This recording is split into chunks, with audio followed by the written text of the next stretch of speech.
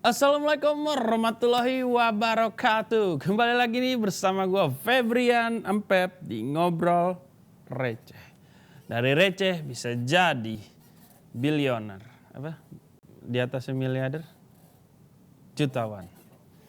Nah, kali ini Ngobrol Receh bakalan mengupas tuntas berita-berita yang lagi lagi viral di jagat raya ini. Tentunya di mana lagi dan di mana bukan? Di Indonesia saja. Kali ini berita pertama terjadi dari kalangan otomotif, terutamanya mobil. Penjualan mobil dan motor meningkat. Jokowi keluhkan kemacetan. Presiden Jokowi membuka perhelatan Indonesia International Motor Show di Jakarta G-Expo. Jokowi menyinggung soal kemacetan di tanah air. Mulai dari industri otomotif Indonesia memiliki prospek yang sangat cerah. Setiap tahun tumbuh sangat signifikan. Tahun 2022 kemarin tumbuh 18%, meningkat dari tahun sebelumnya. Penjualan mobil tahun 2002 tercatat berat 1.048.000 unit mobil, dan juga sepeda motor mulai mengalami pertumbuhan peningkatan 3,3%, meningkat di angka 5.221.000. Peningkatan penjualan kendaraan ini berujung kepada meningkatnya keparahan kemacetan akibat kita sekarang macet di mana-mana. Di Jakarta macet, saya pergi ke Surabaya macet, Bandung macet, terakhir ke Medan pun ikut macet karena memang penjualannya untuk mobil mencapai 1 juta dan kendaraan bermotor 5 juta, angka yang sangat besar sekali. Harusnya bersyukurlah banyak yang beli mobil, beli motor, berarti perekonomian Indonesia sudah mulai tumbuh. Walaupun dia membelinya memaksa dengan menjual tanah, menjual anak, organ tubuh, kita tidak tahu. Tapi dengan banyaknya yang beli kendaraan bermotor seperti mobil ini, kayak di Depok tuh, daerah Sawangan misalnya, mobil tambah banyak, tambah macet. Tapi jalanan tidak dibesar-besarkan, malah digali-gali, nanam kabel. Itu harusnya kan dibesarin ya, supaya jalanan sedikit lenggang gitu. Jangan cuma dikorupsiin mulu pajaknya, apalagi di Depok kan, bangun underpass aja suruh ucapkan terima kasih kepada wali kota Depok. Aduh, ya saya dukunglah Pak Jokowi, tapi jangan membebani para pengendara motor. Pengendara motor kan tidak membuat kemacetan, tapi membuat ulah aja dia. Ada yang nyelip-nyelip sana sini. Ya mungkin karena orang sudah terbiasa menggunakan mobil nyaman, disuruh menggunakan kendaraan lain tidak mau.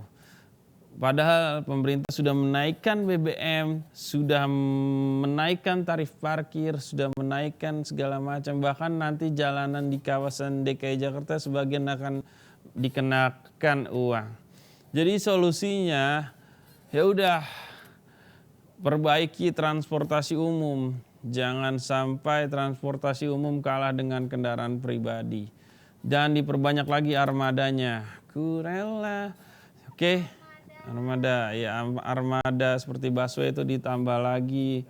Jadi mungkin kalau ini kan kalau nggak bawa kendaraan pribadi kan dia malas dia jalan ke stasiunnya atau ke haltenya jauh. Dia menggunakan Gojek lagi, menggunakan uang lagi, nunggu lagi, menggunakan waktu dan uang yang cukup menyita waktu. Tapi menurut gue sih harusnya jadi nanti pemerintah membangun nih busway, jadi langsung ke rumahnya masing-masing. Jadi rumah gue misalnya di Depok, jadi langsung turun di depan rumah gue. Terus ke rumah Aspi di Karawaci, jadi turun di depan rumahnya dia. Jadi kasihan itu supir busway-nya. Tapi repot ya. Oke, kita ke berita selanjutnya ini tentang dari olahraga ya. Kemarin baru lagi ramai nih. Menteri BUMN menjadi ketua PSSI, yaitu Erick Thohir resmi terpilih jadi ketua umum PSSI. Pi beritanya tulis di bawah Pi, jangan lupa ya. Erick Thohir resmi terpilih jadi ketua umum PSSI.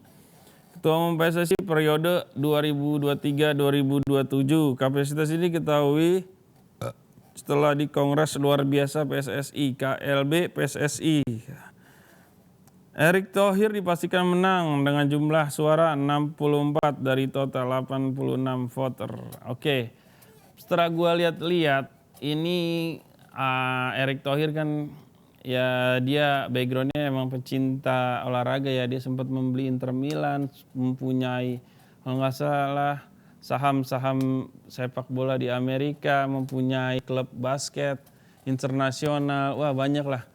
Mungkin dengan adanya Pak Erick masuk ke dalam PSSI, sepak bola Indonesia itu bisa lebih maju lah, bisa ikut Piala Dunia. Mungkin nanti Piala Dunia usia 20 jadi rame karena Pak Erick Thohir kan dekat dengan Bapak Presiden sehingga bisa menggrab penonton supaya hadir ke dalam pertandingan Piala Dunia 2020. Tentunya Pak Erick Thohir harus memberantas korupsi-korupsi mafia-mafia di PSSI. Jangan sampai seperti yang sudah-sudah ini. Oke, tapi saya baca lagi wakilnya ini sendiri dari mantan anggota PSSI sebelumnya. Kalau Pak Erick mau membasmi PSSI, harusnya jangan mengambil wakil dan waketum dari PSSI juga, harusnya dari luar lah untuk merombak sistem yang ada di kubu PSSI Indonesia supaya sepak bola Indonesia bisa lebih maju. Contohnya saja di Asia Tenggara sajalah kita harus membuktikan, kita harus mendapatkan Piala AFF atau Piala Tiger zaman dulu. Ya, semoga Pak Erick Thohir diemban amanah. Semoga WC-WC di lapangan bola tidak bayar lagi seperti di pom bensin yang Pak Erick sudah berantas. Oke, selamat sekali lagi untuk Pak Erick Thohir. Semoga sukses. Jaya terus PSSI Indonesia. Assalamualaikum warahmatullahi wabarakatuh. Oke, berita selanjutnya nih. Tengah hari bolong gini, enaknya makan nugget. Makan nugget bukan sembarang nugget. Terusin, Pi. Nugget, ada-ada aja. Maling motor di Trenggalek sempat masak nugget dulu di rumah korban. Waduh. Jadi gue sempat baca tadi maling motor ini masuk ke dalam rumah warga. Saking rumah warganya kosong mungkin ya, dia masuk ke dalam. Mungkin buka kulkas, aus, minum dulu. Pas dilihat sebelah, wah ada nugget. Digoreng dulu, nuggetnya setahu gue ada yang gambar huruf-huruf lah gitu. Digoreng sama dia makan dulu, barulah motor itu dibawa. Perut kenyang, hati senang, dapat motor. Enak sekali. Tapi yang bodohnya ini karena keasikan nongkrong di rumah orang, korbannya dia sampai akhirnya tertangkap dan tidak jadi lagi memaling. Ketahuan lah, harusnya lo keluar dulu, bawa tuh motor, sekalian nuggetnya lo bawa, lo goreng di rumah, lo suruh istri lo goreng. Kenapa lo goreng di situ? Harus pakai ini, bro. Lo maling juga harus intelek, kan? Kayak Hasbi gini intelek. Ya, jadi mendingan menurut gua lo lain kali kalau udah bebas nih kan di penjara, lo berkelakuan baik aja di dalam penjara, nanti dapat remisi, lo keluar, lo maling lagi. Tapi jangan sampai lo ulangi kesalahan yang sama. Jangan terbuai dengan lambung lo yang perih. Lo harus tahan. Kalau mau yang gue bilang tadi, lo keluar bawa nuggetnya atau bawa makanan lain, pulang goreng, keluarga lo senang ya kan, dapat duit, dapat motor, dapat nugget pula. Ini dari berita nugget makanan, kita akan beranjak lagi nih. Yang membanggakan Indonesia salah satunya adalah pisang goreng atau banana crispy. Banana rebut panjang sekali. Gini-gini kalau naik. Nah, lagi-lagi bak siang disambar petir. Pisang goreng dari Indonesia terpilih jadi dessert nomor 1 paling enak sedunia. Gile, dia mengalahkan Quakerbrakers, Pastelitz, Criollos, Foscacia, Carven, Picarones, Bomboloni, bola de belim khruros fadaki awana. Jadi IC gue. Jadi dia mengalahkan 50 negara pesaingnya. Pisang goreng nomor 1, apalagi pisang goreng Pontianak Bung yang kayak kipas itu enak sekali. Dan yang paling enak itu pisang goreng yang lembek, yang digoreng lembek, terus ada tepungnya, makan anget-anget di pinggir kolam renang, dikasih orange juice sambil baca koran. Itulah enaknya pisang goreng. Pisang goreng ini emang dari dulu sudah ada ya, sudah terlahir dari zaman nenek moyang kita. Pisang goreng. Jadi gua nggak tahu tuh silsilahnya gimana. Mungkin ada nenek moyang kita iseng kali dia, bosan nih makan pisang mulu, kayak kerak kan, pisang mentah. Yuk kita kan manusia, kita harus bereksperimen lah, kita goreng aja yuk. Gimana ya rasanya? Tapi kalau digoreng dulu, goreng doang nggak enak, pakai tepung kali ya. Tepung, bener enak. Sekarang menjadi warisan dunia. Pisang goreng adalah makanan dessert terenak di dunia. Luar biasa. Seonggok pisang bisa mengalahkan pasta yang menggunakan campuran-campuran dan koki-koki hebat, chef-chef hebat di dunia dikalahkan oleh seonggok pisang goreng. Luar biasa memang Indonesia. Pisang goreng, sayang. Semua orang belum tentu bisa bikin pisang goreng. Seperti teman saya Jen tidak bisa bikin pisang goreng. Dia bisa Jen? Pisang apa Jen yang paling enak digoreng? Pisang raja. Jadadam. Ya, pisang raja memang enak, pisang uli juga enak ya untuk digoreng. Lagi-lagi pisang goreng ini sangat di luar nalar saya sih, bisa mengalahkan makanan-makanan dari Italiano, dari Eropa, seperti dessert-dessert yang clapper tart gitu ya. Ya Jen ya? Clapper tart, terus dessert cocktail minuman nih. Terus dessert puding tabi, itu kalah semua. Itu kan membuat dessert itu menggunakan chef-chef handal, jebolan-jebolan university luar negeri yang sangat-sangat hebat.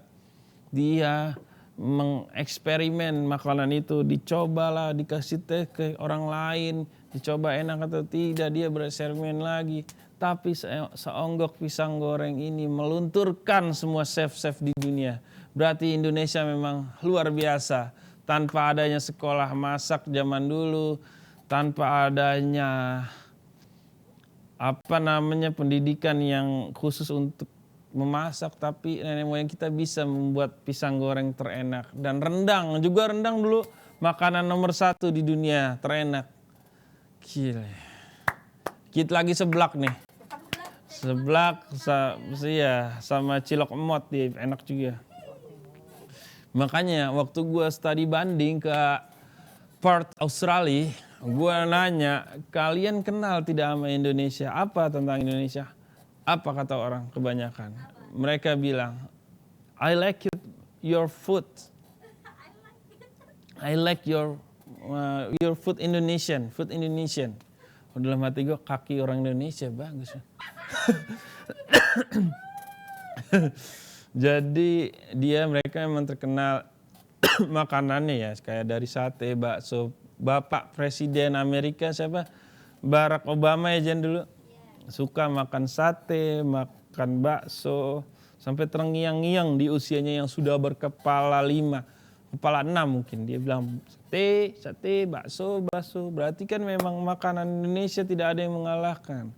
Buru-buru para pecinta kuliner Indonesia buru-burulah mendaftarkan makanan-makanan khas Indonesia ke Haki. Jangan sampai diakuisisi oleh negara tetangga, bahkan resepnya dicuri atau diaku-akuilah dengan negara lain. Jangan sampai, karena seperti di Thailand. Thailand ini kan negara pariwisata juga, tapi dia menjual makanannya. Dia ciri khas saja menjual makanannya, wisatanya. Selain ini ya, Lady Boy itu ya, dia menjual makanannya Sehingga makanannya ini setiap makanan asli Thailand itu dikasih nama Thai. Thai tea, Thai, apalagi Jen? Thai tea. Pokoknya depannya Thai itu berarti pasti punya Thailand. Makanya dia tidak mau sampai kehilangan makanan dia, ciri khas bangsa dia, karena dia menamai dari Thai. Oke, sekarang daripada kita membahas makanan mulu jadi lapar, kita akan membahas tentang berita selanjutnya ini dari bintang porno Australia Angel White dilarikan ke RS gegara pecah usus buntu saat syuting. Waduh. Ini gimana ya? Seorang bintang porno Australia Angel White dilarikan ke rumah sakit sehabis mengeluh sakit perut hebat saat syuting adegan bercinta. Rupanya kondisinya tersebut dipicu oleh pecah usus buntu. Mereka harus membuat syayatan di atas tulang kemaluan dan di punggul saya, ungkap White. Bekas lukanya minimal dan pemulihannya cukup cepat dan saya melakukan adegan porno lagi 4 hari setelah operasi selanjutnya. Buseng. Pecah usus buntu tersebut terjadi saat Angel sedang beradu akting dengan bintang film dewasa lainnya, Kieran Lilly, mengisahkan dirinya dan White sedang syuting adegan bersama selama lebih dari 1 jam. Ia menyadari ada yang tidak beres. Beberapa hari setelahnya, Lee mendapatkan kabar bahwa White telah pulang ke rumahnya di Australia setelah mengeluh sakit perut. Waduh, mungkin saking besarnya ya, besar jam mainnya, jadi sampai tembus ke usus buntu. Prak, jebol itu usus buntu, panjang. Mungkin tidak pakai tangan ya Jen. Prak tarik. Namanya usus buntu itu kan berarti usus yang buntu. Ini kan usus, di sini ada usus buntu. Jadi kalau makanan lewat kadang-kadang masuk ke usus buntu. Nah, usus buntu ini kalau penuh lama-lama dia jadi sakit sehingga membusuk di dalamnya dan harus dipotong, dioperasi usus buntu. Itulah kenapa perutnya sakit banget, karena banyak endapan-endapan makanan yang nyangkut di usus buntu.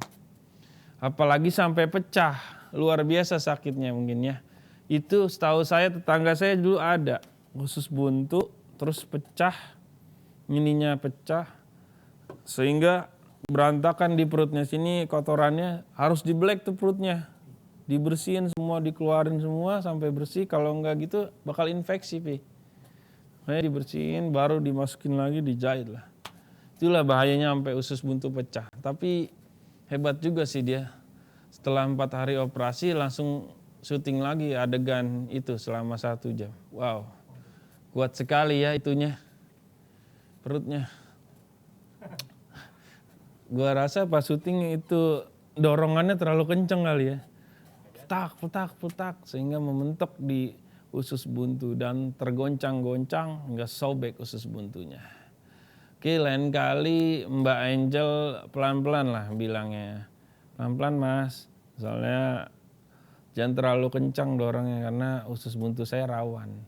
Harusnya kan gitu, jangan terlalu dikeber habis lah. Makanya kalau punya pasangan juga mainnya jangan terlalu agresif, pelan-pelan aja, relax, nikmati. Sambil makan pisang goreng, sambil ngopi, ngeteh kan enak ya. Mbak Angel, lagian juga tobatlah lah, jangan begitu-gitulah. Jangan disebar-sebar lah ya. Kasihan orang keluarga kita nanti ngelihat, waduh Mbak Angel dalamannya begini, ada bekas operasi usus buntu lagi. Ya Mbak Angel, semoga diberikan hidayah dan pasangannya si Lili semoga diberikan hidayah juga. Kembalilah ke jalan yang lurus seperti jalan tol. Oke, selengkapnya kita akan membacakan berita tentang Barada Richard Eliezer divonis 1 tahun penjara. Barada Eliezer ditentukan hakim 1,5 tahun penjara. Sebelumnya kan penuntut umum 12 tahun apa 15 tahun gitu. Sekarang jauh lebih ringan dari jaksa penuntut umum, hakim yang memutuskan 1,5 tahun. Karena Baradae Eliezer mungkin dia berperilaku jujur dan baik, ngomong apa adanya, terus dia justice collaborate, apa Pi? Iya, justice collaborator. Jadi emang dia cuma disuruh sama atasannya, mau nggak mau harus nurut. Iya. Tapi yang lainnya kalau Bapak Freddy Sambo itu kan dihukum hukuman mati ya. Sebelumnya kan jaksa penuntut umum 20 tahun penjara, tapi lebih berat sekarang hukuman mati. Kemarin gue juga lihat tuh pas si Bang Hotman ngomong, katanya kalau hukuman mati nanti 10 tahun dapat surat berkelakuan baik, bisa jadi dikurangin tuh, bukan jadi hukuman mati, jadi seumur hidup. Oke deh, semoga Baradae cukup menerima lah ya hukuman yang gak terlalu berat ini, 1,5 tahun. Semoga Pak Baradae bisa meneruskan pertunangannya dia, terus nikah lah ke depannya dengan pasangannya. Tapi dia dipecat gak ya dari polisi? Hah? Udah dipecat ya? Oh, dipecat, mungkin nanti ke depannya bisa jual pisang goreng atau nugget ABC, kan kita nggak tahu ya.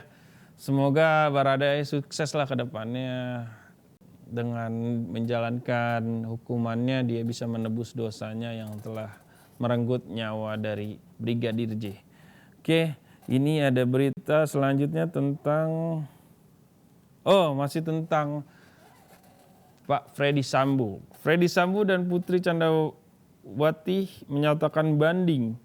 Pembunuh berencana Brigadir J, Freddy Sambo dan istri Putri menyatakan banding atas putusan Majelis Hakim Pengadilan Negeri Jakarta Selatan yang memvonis keduanya dengan hukuman lebih berat dari tuntutan jaksa penuntut umum. Informasi tersebut disampaikan oleh Humas Pengadilan Negeri Jakarta Selatan. Selain Freddy Sambo dan Putri Candrawati, kata dia, terdakwa lainnya Kuat Ma'ruf dan Ricky Rizal Wibowo juga mengajukan banding. Informasi itu, kata Dwi Joko, temukan, selain Sambo, Pak Sambo dan istri tidak terima dengan hukuman dari hakim yang lebih berat. Dari awalnya hukuman seumur hidup menjadi hukuman mati. Tapi si Putri Candrawati awalnya 15 tahun menjadi 20 tahun. Mereka akan banding ke Mahkamah Agung katanya. Wow, sayang sekali. Mungkin itu sudah takdir. Karena sudah di blow up di media, sampai presiden pun turun, Kapolri turun. Berat bro, kecuali Anda tidak di blow up di media. Anda tidak sampai presiden turun tangan, mungkin bisa Anda banding dan disetujui. Bahkan bisa dengan hukuman ringan. Tapi kan ini, kecil sih. Ya semoga aja Pak Freddy Sambo dan Ibu PC bisa menerima keputusan ini dan menjalankan dengan berdoa terus, kembali ke jalan yang benar. Lagi-lagi Pak Freddy Sambo, sudahlah Pak, kita harus lurus saja, jangan macam-macam lah ya. Karena Bapak sudah dihukum mati, melakukan hal-hal baik aja. Kalau ada harta yang berlebih, kasihlah ke kita, ke pegawai-pegawai TV yang masih membutuhkan. Ya, Pak Freddy Sambo dan PC dan Kuat Ma'ruf dan Ricky Rizal. Semoga bandingnya mendapatkan hak yang seadil-adilnya. Karena di Indonesia ini hukum adalah untuk dilanggar.